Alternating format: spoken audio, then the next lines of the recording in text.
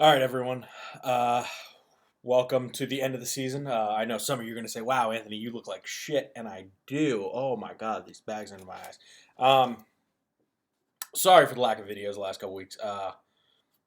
Some of you know this has been a little bit hard for me. The little holiday season. Thankfully, everyone's fine, but obviously, I had a COVID exposure, so I had to stay in DC the entire vacation. So that was lovely for me. Here by myself. My roommates were gone. So, you know, as you do. Um, but the big news, we fucking did it, guys. We finally fucking did it. Adam Gase was fired late last night, which was widely reported. Basically, everybody was like, he was told that, come the end of the Jets season, he was going to be fired, which thank the Lord, he finally was. I'll get to that later about who I want to take over before after we do this roundup. Obviously, a little bit different view. Normally, I film it from that chair right there. But new year, new view. I got a new desk because I realized that I need to start being an adult and working at a desk again. So here we go. First of all, as always, hashtag FBS, hashtag FDT, hashtag FKP, hashtag thank God this is almost over. Let me check the countdown timer that I've got going down here. Now that this one national nightmare is over, in 16 days, 47 minutes, and 57 seconds, another will be over. But, it is what it is. Thank God, it's almost over. 16 days. It's almost over. But we'll get through this together, guys. If you're in DC or the surrounding areas, or in any major capital or city, probably for the next 2 days, stay home. Next couple days, stay home, stay inside. I'm not planning on leaving. Basically, I might go to the grocery store today, but I'm not planning on leaving tomorrow or the day after. Leave my apartment just because I know it's going to be a madhouse here. So, final standings. Joey came first overall. Jarrell came in second. Pat came in third. Pat with the come from behind season because he was almost eliminated, if not for Jenna, which, per Jenna and I's phone conversation today, evidently Jenna did not change her team after the initial time she changed her team. And that just made me even madder. Jarrell and Mo and Khan can all attest. I texted them and I was like, I fucking hate my life now. So, yeah, thanks, Jenna, for costing me the playoffs. So, Andre came in fourth. I came in fifth. Mo came in sixth. LA came in seventh. Khan came in eighth. Jack came in ninth. Womack came in 10th. Jenna, miraculously, because she beat me, comes in 11th, and Alex comes in last in the Sacco. It's tough out there. I know he's relaxing on a beach somewhere right now, so I know he's not fussed about any of this. The interesting thing that I looked at, to me, it proves how stupid Yahoo's metrics are. So, if you guys have logged in, you get an end of season recap thing. And basically, here were the projected standings from the draft.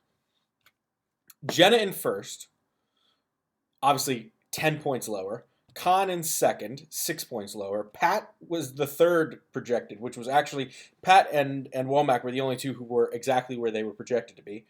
Jarrell was in fourth, which was up 2 places. Jack was projected in fifth, which is 4 places ahead of where he did finish. LA was at 6. She finished one behind. Mo finished 1 ahead because he was projected to come in 7th.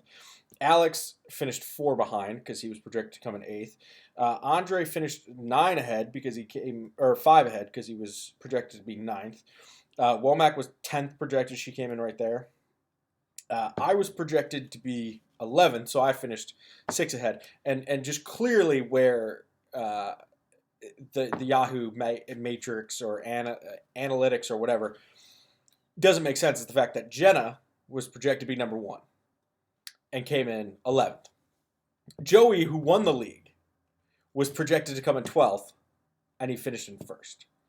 So, on average, I didn't do the math, but basically we're looking at, the analytics being off by about 4 places, give or take, once you add in all the modifiers of who finished where. But yeah, Yahoo's analytics make no sense, and we'll have the conversation about if we want to do Yahoo next year or go back to ESPN. But yeah, so couple note keeping things or timekeeping, as it were.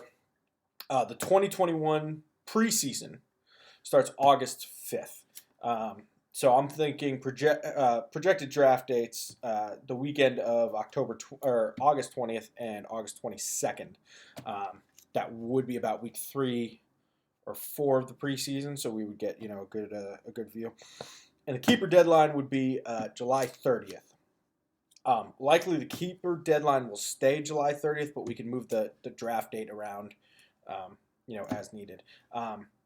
If you don't want to do it next year, let me know, as soon as you know or when you decide. I'll when I send this to the league, I'll talk about that as well. But on to the big news. With Adam Gase fired, who do the Jets take as their head coach? Now, this list of 8 coaches is from a Jets blog. Personally, I think there's a couple more who should be in this list, but this is the list as it is. And these are listed in order of my preference.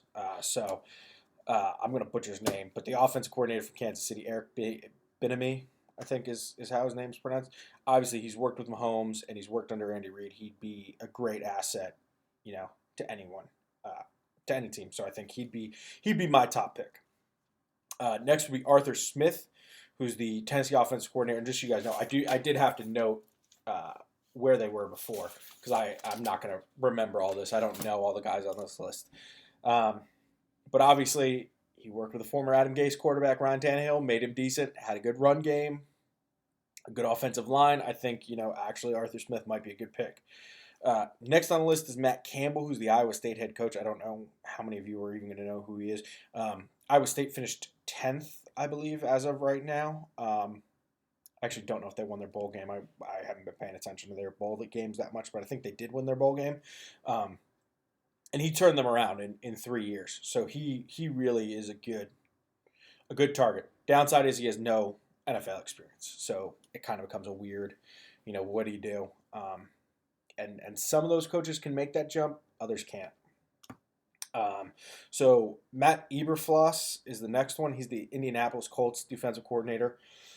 Indy's defense is pretty good. They won 11 games, and I think obviously they were in the hunt for the playoffs, so I think that'd be a good pick. Don Wink Martindale, who's the Baltimore defensive coordinator, obviously same thing as the Indy defensive coordinator. And then the next 2 are college coaches, one of whom I don't want the Jets to pick up, and the other, I don't think he'll leave the school he's at. So Dan Mullen, who's the head coach of Florida, who I don't think leaves Florida. It doesn't really make sense for him to leave Florida.